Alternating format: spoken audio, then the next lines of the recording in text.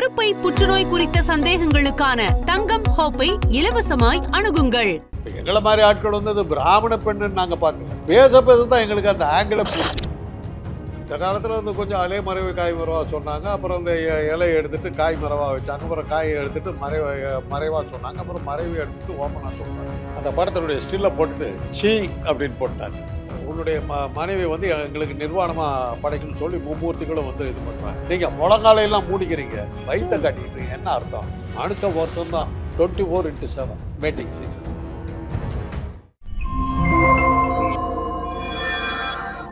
King TV நேயர்கள் அனைவருக்கும் வணக்கம். இந்த காணொலியில் நம்ம கூட டாக்டர் காந்தராஜ் இருக்காரு. வணக்கம் டாக்டர். ஆக்சுவலாக பார்த்தீங்கன்னா தனுஷோட படம் ஒன்று வந்தது இல்லையா சார், ரொம்ப வருஷத்துக்கு முன்னாடி, துள்ளுவதோ இளமை அப்படின்னு சொல்லிட்டு. ஆக்சுவலாக அந்த படம் வந்து ரொம்பவே நல்லா இருந்தது, மக்கள் மத்தியில் ஓரளவுக்கு நல்ல வரவேற்பும் இருந்தது.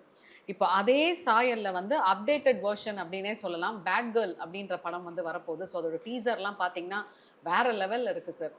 ஸோ அந்த படத்தில் என்ன அவங்க வந்து அந்த ஃபீமேல் டைரக்டர் வந்து ஹைலைட் பண்ணியிருக்காங்க அப்படின்னா, ஒரு பொண்ணு, அதாவது ஸ்கூல் டேஸ் லவ், அந்த ஸ்கூல் டேஸ் க்ரஷ்ஷு, இதெல்லாம் வந்து அவங்க ஹைலைட் பண்ணி காட்டியிருக்காங்க. இதில் ஒரு படி மேலே போய் பார்த்தீங்கன்னா, ஒரு ஸ்கூல் பொண்ணு வந்து சிகரெட் பிடிக்கிறது, சரக்கடிக்கிறது, பார்ட்டி பண்ணுறது, நிறைய பாய் பெஸ்டிஸ் வச்சுக்கிறது.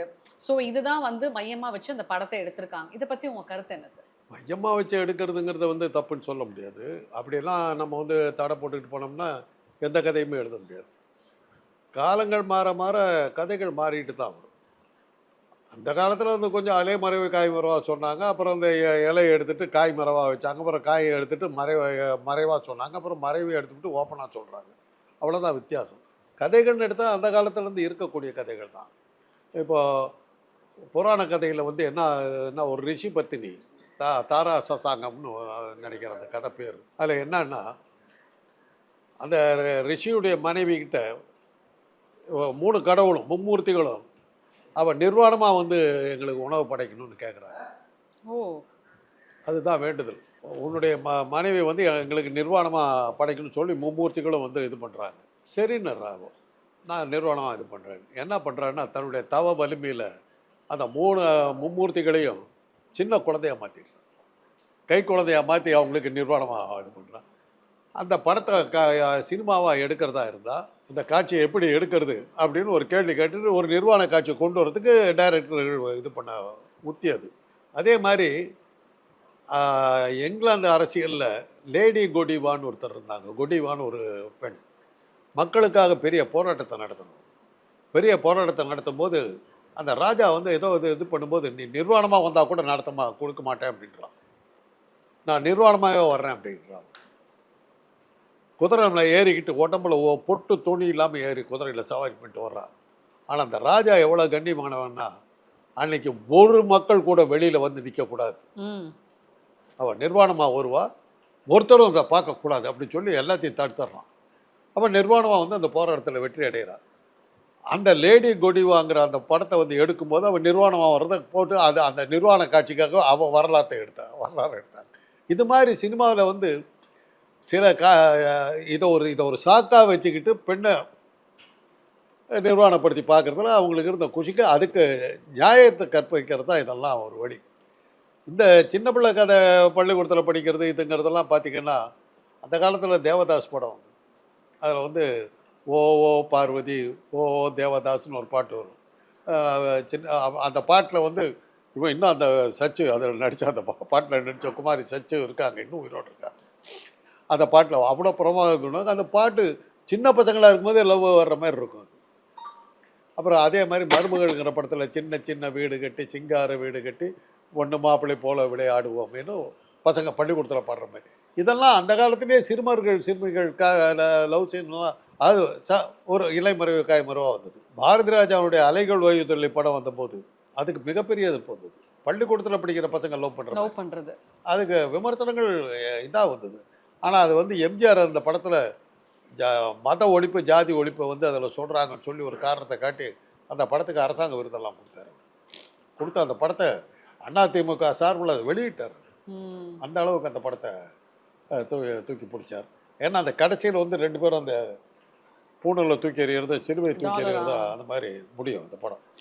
மதத்தை எதிர்த்து அது வந்து எம்ஜிஆர் சொன்னாராம், நாங்கள்லாம் இவ்வளோ பிரச்சாரம் பண்ணதை விட இந்த படத்தில் நீ காட்டி இந்த இந்த கடைசி இந்த ஒரு காட்சியை வச்சு ஜஸ்டிஃபை பண்ணி முன்னாடி இருந்த வக்கரங்கள் பூராமே வந்துருச்சு அது. அதே மாதிரி பன்னீர் புஷ்பங்கள், பள்ளிக்கூடத்து காதல், கங்கை மர டைரக்ஷன்.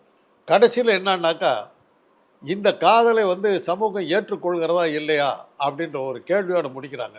பெற்றோர்கள் இந்த பக்கம் வருவாங்க, ஏழை சிறுவர்கள் இந்த பக்கம் வருவாங்க, அது அப்படியே நிற்கும். இவங்க சேருவாங்களா மாட்டாங்களா நம்மக்கிட்ட கேள்வி விட்டுறாங்க.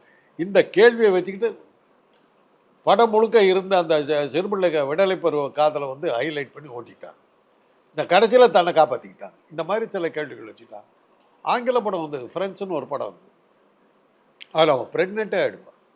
அந்த பெண் ஸ்கூல் டேஸில் ப்ரெக்னெண்ட்டே ஆகிடுவா.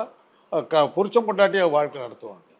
அதே மாதிரி ப்ளூ லகூன், தமிழில் அந்த படம் ஏதாவது வந்தது என்னன்னு தெரில. ப்ளூ லகூனுங்கிற படம் ரொம்ப ஃபேமஸ். ஒரு தீவில் அந்த கடல் கப்பல் வந்து ஒரு தீவில் போய் அடைக்கலம் போவாங்க. ஒரு பெரியவர், அவங்களுடைய குழந்தைங்க 2 பேர், 3 பேர் வேறு. அந்த பெண் யாருடைய பொண்ணோ தெரியாது, அந்த பையன் யாரும் தெரியாது, இவர் யாரும் தெரியாது. இவங்க 3 பேர் கரை ஒதுக்கிடுறாங்க.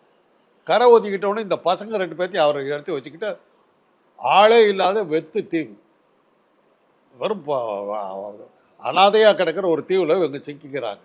கப்பலில் வரவரில் என்ன பண்ண தெரியாது. இது பண்ணும்போது அந்த பெரியவர் வந்து ஒரு விபத்தில் ஒரு இதுகிட்ட சொரா மீனை பிடிக்க போகும்போது அந்த சொரா மீன் அடித்து செத்து போய்டுறாரு. இந்த பசங்க 2 பேர் தான் இருக்காங்க. 2 பேர் இருந்துக்கிட்டு அவங்க ட்ரெஸ்ஸு போடுறது, அது இது பண்ணுறது எதுவுமே தெரியல. அதுக்கப்புறம் அவன் ஏஜுக்கு வர்றது அவன் கேட்குறான், என்னடி இப்படி ஆகிப்போச்சு அப்படின்னு சொல்லி பயப்படுறான்.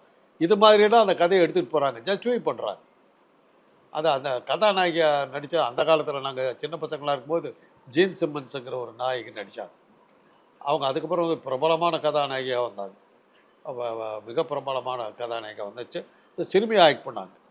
அதே மாதிரி பின்னாடி 80களில் வந்தது வந்து ப்ரூக் ஷீல்ஸ்னு ஒரு கதாநாயகி, ஒரு பொண்ணு வந்தது. அந்த பொண்ணு தன்னுடைய அழகாலி இதுலேயும் அந்த படம் முழுக்க செக்ஸ் தான். ஆனால் அந்த செக்ஸுக்கு நியாயத்தை கற்பித்தாங்க. அந்த இடத்துல படிப்படியாக ஒரு பெண் எப்படி பருவத்துக்கு வர்றா, அந்த பையன் அதை பார்த்துட்டு எப்படி முழிக்கிறான், இப்படியே போயிட்டுருக்கு, அந்த மாதிரிலாம் காட்டி இது பண்ணுறாங்க. அதாவது சினிமாங்கிறது கவர்ச்சி உலகம். அதில் அந்த கவர்ச்சிக்கு எப்படிடா இடம் கிடைக்குங்கிறதுக்கு பல்வேறு வகையான உத்திகளை கையாளுறது. அது கொஞ்சம் கொஞ்சமாக சினிமாவில் இருந்தது போக எழுத்துக்கள்லேயே வர ஆரம்பிச்சு. ஹரோல்ட் ராபின்ஸ் போன்ற எழுத்தாளர்கள் ஃபஸ்ட்டு வந்து ஆங்கிலத்தை இலக்கியத்தில் வந்து லேடி சட்டர்லீஸ் லவர் அப்படிங்கிற புக்கு, அதில் வந்து கெட்ட வார்த்தைகள்லாம் பயன்படுத்தினாங்க. அது வந்து அந்த புத்தகத்தை தடை பண்ணினாங்க. இந்தியாவில் என்ன பண்ணாங்கன்னா அந்த கெட்ட வார்த்தை வர்ற பகுதிகள்லாம் எடுத்துட்டு எக்ஸ்பர்கேட்டட் எடிஷன் பேர் இருக்குது. கெட்ட வார்த்தைகளை ரிமூவ் பண்ணி டீசெண்டாக அந்த புக் வந்தது.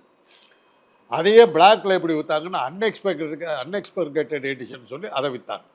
அது பயங்கரமாக விற்றுச்சு. அதுக்கப்புறம் வந்து கார்பெட் பேக்கர்ஸ் போன்ற நாவல்கள், கார்பெட் பேக்கர்ஸ், பெட்ஸி, இந்த மாதிரி அட்வென்ச்சரர்ஸ், இது மாதிரி அந்த ஹரோல்ட் ராபின்ஸ் நாவல் பைரட், இதெல்லாம் வந்து பயங்கரமாக வந்தது. அதை பேஸ் பண்ணிக்கிட்டு பீட் அண்ட் பிளேஸ் அப்படின்னு சொல்லி கிரேஸ் மெட்டாலிஸ்னு ஒரு பொண்ணு, 25 வயசு பொண்ணு எழுதிச்சு, 2 புக் எழுதிச்சு. Beat and place, return to beat and place, அது 2 எழுதிட்டு இது ஆல் டைம் பெஸ்ட் செல்லர் அளவுக்கு அந்த புக்கு வியாபாரம் ஆச்சு. ஆனால் அந்த பொண்ணுக்கு வந்து கேன்சர் வந்து இறந்து போச்சு. அது மாதிரி லொலிதாங்கன்னு ஒரு புக்கு, அதுதான் போன தடவை நான் பேசியிருக்கேன். ஒரு மிடில் ஏஜ்டு மேன், 50 வயசுக்கு ஆள் 13 வயசு பெண்ணோட எப்படி செக்ஸ் எல்லாம் வச்சுக்கிறாங்கிறத வச்சு எழுதின நாவல் அது மிக பயங்கரமாக வந்து.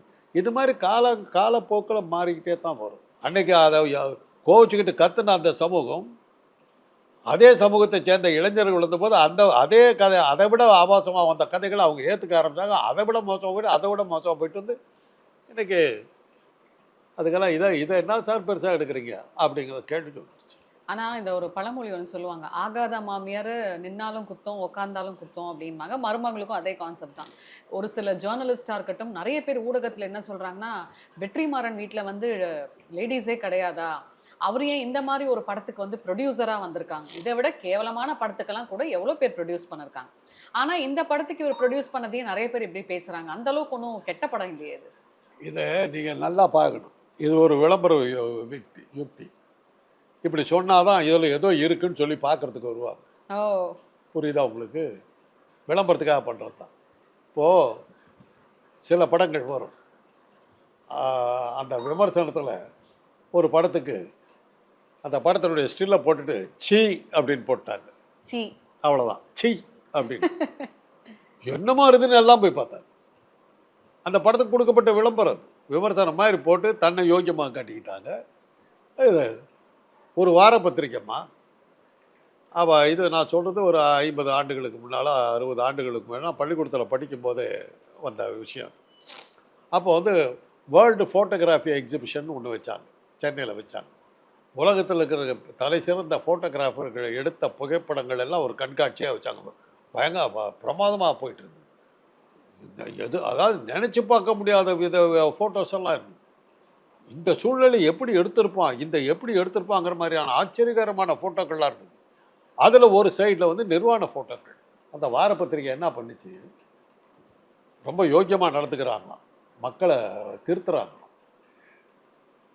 ஒரு 3 பக்கம் அந்த பிரமாதமான ஃபோட்டோஸை போட்டு இப்படி அதிசயங்கள் நிறைந்த இந்த புகைப்பட கண்காட்சியில் அதிர்ச்சி தரத்தக்க படங்களும் இருந்தன அப்படின்னு சொல்லிட்டு அந்த நிர்வாண படங்கள் ஒரு 3 படத்தை போட்டு இப்படியெல்லாம் செய்யலாமா, எப்படி படத்தை போட்டாச்சு, கீழே ஆசிரியர் யோக்கியனா இப்படியெல்லாம் போடலாம் அப்படின்னு. அந்த புக்கு வந்த 10 நிமிஷத்தை வந்து போயிடுச்சு. இதில் என்ன, அந்த படத்தையும் போட்டாச்சு, வியாபாரம் பண்ணாச்சு, தன்னை யோக்கியனாக காட்டியாச்சு. இது தான் அது. இதெல்லாம் விளம்பர யுக்தி. இது அந்த நான் சொன்ன அந்த படம் வந்து பாய்ஸுங்கிற படம் தான். அதுக்கு அந்த சீன்னு போட்டாங்க. அது படத்தை ஓட்ட வைக்கிறதுக்கான விளம்பரம். இப்படி போட்டால் தான். அப்புறம் ஒரு படத்துக்கு வந்து ஆபாசமாக வேண்டியது இருக்கிறது. ஆபாசம்னா கெட்ட விஷயம், வேண்டியது இருக்குது, அப்போ தான் ஜனங்க போய் பார்ப்பாங்க. இப்படியெல்லாம் விளம்பர யுக்தி, வேற ஒன்று இல்லை. அவ்வளோதான். இதை வந்து நீங்கள் அதுக்காக அந்த பத்திரிகைக்காரரை வந்து ஐயோ அவர் சமூகத்துக்காக போராடுறதா நினைக்கிறேன். அவர் சொல்லியிருக்க அப்படி எழுதி வைங்க, அது அப்போ தான் வருவாங்க அப்படின்னு எழுதி வச்சுக்க ஓட்டுறாங்க. ஆண் ஆதிக்கம் நிறைஞ்ச சமுதாயமாக இருக்கா சார்? ஏன்னா இப்போ ஒரு ஆண் வந்து பார்த்தீங்கன்னா குடிக்கலாம், தப்பு பண்ணலாம், என்ன வேணால் தருதலையாக ஊதாரியாக சுற்றலாம், எத்தனை பெண்களை வேணால் சைட் அடிக்கலாம். ஆனால் இதே ஒரு பெண்ணை மையமாக கொண்டு ஒரு ஹீரோயினாக போட்டு அவங்க குடிக்கிற மாதிரி, அவங்க இது மாதிரி ஃப்ரீக்காக இருக்கிற மாதிரிலாம் போட்டால் ரொம்ப கேவலமான முறையில் வந்து நிறைய பேர் ஏன் விமர்சனம் பண்ணுறாங்க? இதை நீங்கள் வந்து உங்களை படைத்த கடவுளைத்தான் கேட்க வேண்டும். இது கடவுளாக பண்ணல சார், மக்களாக வந்து ஆண் ஆண் அப்படின்ட்டு தேவையில்லாமல் ஹைப் பண்ணியிருக்காங்க. ஒரு விஷயம் செக்ஸாலஜிஸ்ட்டுங்கிற முறையில் நான் சொல்லுவேன். சொன்னால் அது இந்த உத்தவ புத்திரர்கள் இருக்காங்க இல்லையா, அந்த உத்தவ புத்திரர்கள் ஒரு இந்த காமவேரியன் அப்படி இப்படின்லாம் வரும். ஏன்னா இவன் வீட்டில் 15 பிள்ளை இருக்கும், இதே வேலையாக இருப்பான், இவன் தான் எழுதுவான் காமவேரியன் காந்தராஜன். அதுக்காக தான் சொல்கிறதுக்கு யோசனை இல்லை. அதை பற்றி எனக்கு ஒன்றும் இல்லை. இது ஆண் உறுப்பும் பெண் உறுப்பையும் நீங்கள் பார்த்தீங்கன்னாக்கா நம்ம வந்து இப்போ வந்து உங்கள் சேனலில் எல்லோரும் பார்க்குறாங்க. தெரியாத விஷயத்தெல்லாம் செக்ஸுங்கிறதே வந்து இலைமறைவு காய்மறைவு தான். அதை வந்து ஓப்பனாக சொல்கிறதுல அர்த்தம் இல்லை. ஆனால் நம்முடைய இதில் வந்து இலக்கியங்கள்லேயும் சரி, இதில் அந்த காலத்தில் வந்து செக்ஸை வந்து மூடி மறைக்கல. கோயில் சிலைகள்லாம் பெண்களுக்கு மேலே துணி இல்லை. முகலாயர்கள் இது படையெடுப்புக்கு பிறகு தான் அங்கே மேலே மார்பை மூடுற வழக்கமே வந்தது. அந்த பாட்டு வரும், சக்கரவர்த்தி திருமகளில் தான் அந்த பாட்டு வரும். தில்லி துருக்கர் செய்த வழக்கப்படி பெண்கள் திரையிட்டு முகமலர் மறைத்து வைத்தல். மாலிகப்பூர் படையெடுப்புக்கு முன்னாடி எல்லாம் மேலே ஆடை கிடையாது, இடுப்புக்கு கீழே தான் ஆடை. அதை இன்றைக்கி நீங்கள் வந்து சில ஆதிவாசிகள் வாழ்கிற இடத்துக்கு போனோம்னா, இடத்தெல்லாம் நான் சொல்ல விரும்பலை, அங்கெல்லாம் எங்களுடைய அனுபவம் இருக்குது. நிறைய ஆதிவாசிகளோட நிறைய இதெல்லாம் ரிப்போர்ட்லாம் கொடுங்க. இதை பற்றி சொன்னதுக்கு போய் இன்றைக்கி இருக்கவங்க வந்து அடிக்கிறதுக்கு வந்துட்டாங்க. அதனால் நான் அதை சொல்லலை, இந்த இடத்த நான் சொல்லலை. நம்முடைய ஆதிவாசிகள் வாழ்கிற இடங்கள் அதெல்லாம் இருந்து இன்றைக்கி நிறையா மாறிட்டாங்க. இன்றைக்கி அவங்கெல்லாம் அந்த மேலே துணி போடுறதெல்லாம் வந்துருக்கு. அந்த கலாச்சாரமும் அப்படி தான் இருக்குது. ஸோ அது வந்து அவங்க கண்ணுக்கு ஆபாசமாக தெரியல. ஆக இதில் வந்து ஆணாதிக்கம் பெண்ணாதிக்கங்கிறத விட பெண் வந்து கவர்ந்து இழுக்கப்படுபவள், கவர்ச்சியாக இருந்து ஆகணும். ஆண் வந்து கவரப்பட்டாகணும். இது இயற்கையின் விதி. ஒரு செடி இருக்குது, அந்த செடிக்கு ஒரு அழகான பூ பூக்குது, எதுக்காக? வண்டு வரணும். வண்டு வந்தால் தான் அந்த வண்டு இன்னொரு மலரில் உட்காந்துக்கிட்டு அதில் இருக்கிற மகரந்த பொடியை எடுத்துக்கிட்டு தன்னுடைய கால்லையும் தன்னுடைய கொடுக்கலையும் அதெல்லாம் வச்சுக்கிட்டு இன்னொரு மலருக்கு போய் அந்த தேனை, அந்த மலரில் தேன் எடுக்கும்போது இந்த மலர்ந்த மகரந்த தூள் அங்கே கொட்டிடுது. டிரான்ஸ்ஃபர்மேஷன். அதாவது இங்கே இருக்கிற ஸ்பேமை எடுத்துக்கிட்டு போய் அந்த மலருக்கு அதை கொடுத்து செக்ஸை வந்து with the help of the bees, தேனீக்களாலும் வண்டுகளாலும் தன்னுடைய செக்ஸை அது அவங்க நிறைவேற்றிக்குது. அப்போ தான் காய் வரும், அப்போ தான் விதை வரும். விதை வந்தால் தான் அந்த மரம் முளைக்கும். ஆக உயிரோடு இருக்கிற எல்லாத்துக்குமே ஏதோ ஒரு வகையில் செக்ஸ் நடக்குது. அதனால் இதை வந்து தவிர்க்க முடியாது. பூ ஏன் அழகாக இருக்குது, பூ ஏன் வாசனை வீசுது, அந்த வண்டை இழுக்கணும். அப்படின்னாக்கா பூ என்ன ஆபாசமாக இப்படி பண்ணுது நீங்கள் சொல்லுவீங்களா? அந்த செடி வளரணுன்னாக்கா அந்த மலர் அழகாக இருக்கணும். அந்த மலர் வந்து வண்டை கவரணும். எல்லா இடத்துலையுமே செக்ஸ் வந்து பார்ட் ஆஃப் நேச்சர். 1000 தடவை சொல்லியிருக்கிறது. மனித இனத்தில் தான் செக்ஸை வந்து வல்கராக ஆபாசமாகவும் கேவலமாகவும் பண்ணது மனித இனம் தான். அதை வர்த்தகமாக பண்ணது மனித இனம். மேட்டிங் சீசன் ஒன்று உண்டு எல்லா பிராணிக்கும். இப்போ கடலில் மீன் பிடிக்கிறதுக்கு இந்த மாதத்தில் போவாதீங்கன்னு ஒரு மாதம் இது பண்ணுறாங்க. ஏன்னா அந்த நேரத்தில் தான் குஞ்சு பொறிக்கிற டைம் வரும், முட்டையிட்டு குஞ்சு பொறிக்கிற டைம். ஆக ஒவ்வொன்றுக்கும் கடல் வாழ் பிராணிகளை ஒவ்வொன்றுக்கும் ஒரு மேட்டிங் சீசன் உண்டு. அந்த மேட்டிங் சீசனில் தான் அவங்க வந்து அதுக்கு வந்து செக்ஸ் வச்சுக்க. மற்ற நேரத்தில் அதுக்கு பாட்டுக்கு வேலையை பார்த்துக்கணும். மனுஷன் ஒருத்தன் தான் 24/7 மேட்டிங் சீசன். ஒரு அநாகரிகமான ஒரு பிறவி பூமியில் இருக்குதுன்னா அது மனித பிறவி தான். பூமியவே குட்டிச்சவர் ஆகிட்டு இருக்கிற ஒரு பிறவி ஒன்று இருக்குதுன்னா அது மனித பிறவி தான். எந்த வகையான ஒழுக்கத்துக்கும் கட்டுப்பாட்டுக்கும் இது பண்ணாமல் என்ன வேணாலும் தான் தோன்றித்தனமாக ஆடுற ஒரு உயிராட்சி ஒன்று இருக்குதுன்னா அது மனித இனம் தான். பூமியவே அழிச்சிக்கிட்டு இருக்குதுமா. இப்போ இந்த படத்தில் பார்த்தீங்கன்னா ஒரு பிராமண பெண் தான் இப்படியெல்லாம் பண்ணுற மாதிரி ஹைலைட் பண்ணி போட்டிருக்காங்க. ஸோ ஒரு பிராமண பெண்ணா அப்படின்ற போது நிறைய பேருக்கு இந்த படத்தில் வந்து என்னடா இப்படி இருக்கே இந்த டீசருன்ற மாதிரி இருக்கு. அந்த அரங்கேற்ற படம் அவங்க ஆளே தான் எடுத்தார். அதுக்கு என்ன சாமர்த்தியமாக என்ன பண்ணிட்டாங்கன்னா விமர்சனமே எழுதுனா அசிங்கமாக போயிடும் அப்படின்னு சொல்லிட்டு துக்ளக் ஷோ அதுக்கு என்ன போட்டார்னா அதுக்கு விளம்பரம் அரங்கேற்ற படத்துக்கு இது ஒரு அவலை பெண்ணுடைய கதையை என்னமோ போட்டு இதை வாழ்வியல் உண்மைகளை தெரிவிக்கும் படங்கிற மாதிரி என்னமோ போட்டிருந்தாங்க. அதை அப்படியே போட்டு இது விளம்பரமெல்லாம் அந்த படத்துக்கான விமர்சனம்னு எழுதி தப்பிச்சுக்கிட்டார். அடுத்து அப்படி தப்புத்த ஆளுங்கள்னு ஒரு படம் எடுத்தார், அதே பாலச்சந்தர். அந்த படத்துலையும் இதே மாதிரி காட்சிகள் வச்சாங்க. அப்புறம் சொல்கிறாங்க என்ன செக்ஸ் ஸ்பெஷலிஸ்ட்டாக மாறிட்டார் இவர். அதுலேயும் குடும்ப பெண் எப்படி இதாக விலை மாதா மாறுறா, இதுலேயும் அதே மாதிரி ஒரு விலை மாதக்கிட்ட எப்படியெல்லாம் போய் மாட்டுறாருங்கன்னு எடுக்கிறார். இப்படி படங்களாக எடுக்கிறாருங்கிற அளவுக்கு போயிடுச்சு. 2 இடத்துலையும் இவங்க ஆளுங்கிறதுனால அவரை காப்பாற்றுறதுக்கு என்ன உண்டு அத்தனையும் பண்ணி காப்பாற்றிட்டாங்க.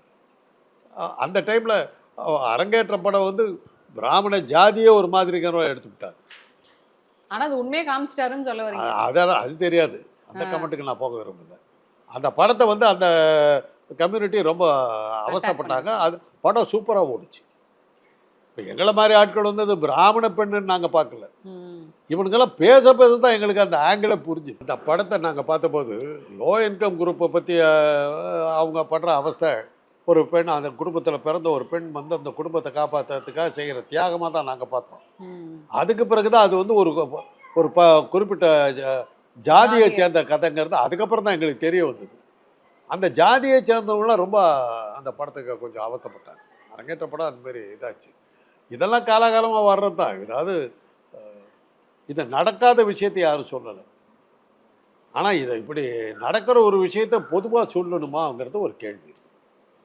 அதாவது இதுக்கு பேர் வந்து ப்ரூவ்டு மென்டாலிட்டின்றது. ப்ரூவ்டு மென்டாலிட்டினா அசலை மறைச்சி போலித்தனமாக வெளியில் காட்டிக்கிறது.